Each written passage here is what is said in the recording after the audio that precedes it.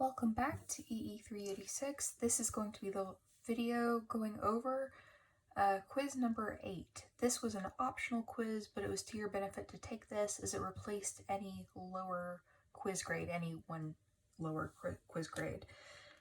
There were 6 questions in this exam, or this quiz rather, and several of them were true, false, and then there was a fill in the blank and a few other short answer type questions.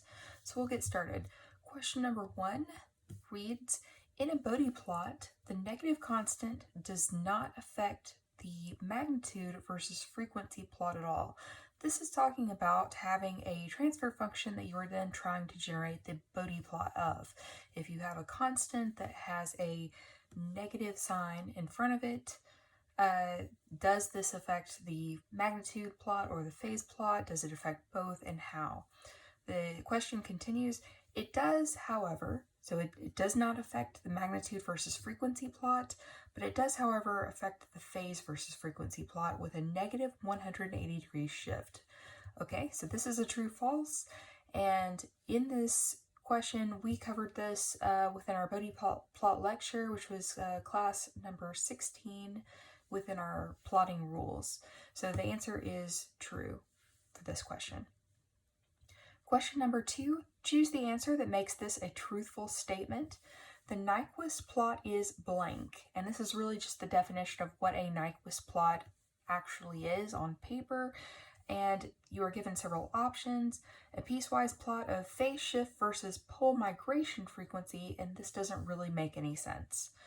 A polar plot of magnitude versus time divided through the S domain. Again, that doesn't really make any sense. The third option, a ratio plot of magnitude versus frequency mapped over a period of infinite time, or a polar plot of magnitude versus phase shift, and that was the correct answer. So it is magnitude versus phase shift. So if you think of what we'd stated in that lecture, that we can make a Nyquist plot out of the information given to us by a Bode plot. That is a big key to answering this question.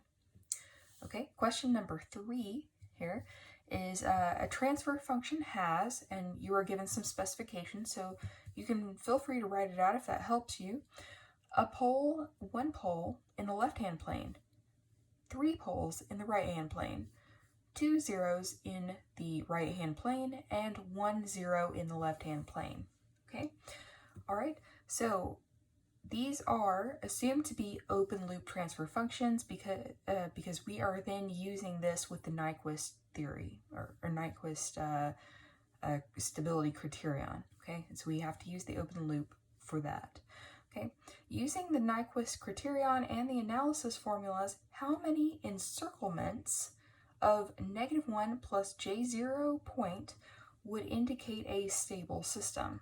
Okay, so how many turns and in what direction of that -1 point do we need if we have a stable system? What would we what would we see on that plot? Okay, so your options are 3 in the counterclockwise direction. This is, again, this in turns and what direction. 3 in the clockwise direction, 1 in either direction. We know immediately that's not right because the direction does matter. 1 in the counterclockwise direction, none. There are open loop poles in the right-hand plane, therefore the closed loop system cannot be stable. So this is the entire point of using the Nyquist stability theorem, criterion. This is not correct here. 1 does not guarantee the other here. And 1 in the clockwise direction was the final option. The correct answer to this was 3 in the counterclockwise direction. Okay, if we have 3 open loop poles in the right-hand plane, then we are going to need, per our Nyquist stability criterion formula, 3 turns in the counterclockwise direction. So if you just look back at that formula, the number of turns should be in the clockwise direction should be negative the number of poles in the right-hand plane, again, for open loop system. And if that criterion is met, then we have stability. So this just comes straight from that formula. Okay.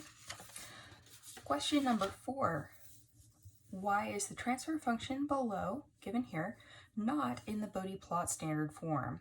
Okay, so this is very simple. You were given 4 options, but this should stand out to you that you have non-simplified terms here, and in particular the 45 can be pulled out and divided with this 35, and the 2 up here should be combined with this divisor by 40. It should be a divide by 20 at this point.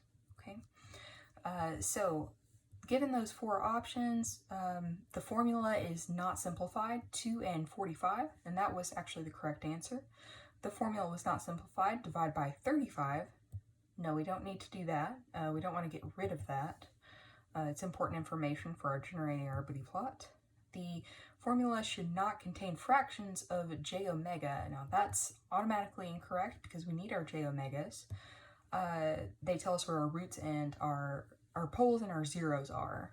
Okay, the formula should be in the S domain. Okay, now you can use the S domain. You can use it, but it is not necessary and it is not part of the standard form. Okay, at least in this class we do not consider it part of the standard form, and definitely that is not something that is incorrect about this formula. Okay, all right, again the correct answer was the simplification of the 2 and the 45. Question number 5. It is important to plot both positive and negative frequency on a Bode plot. This should really stand out to you. This is a true false.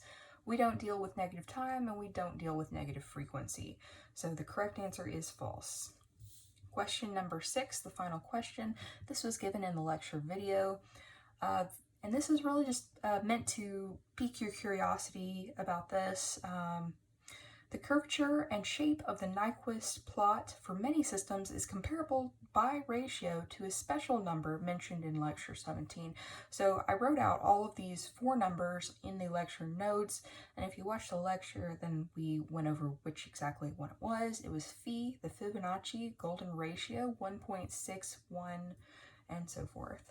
Okay, this has been a review of quiz number 8. Thank you.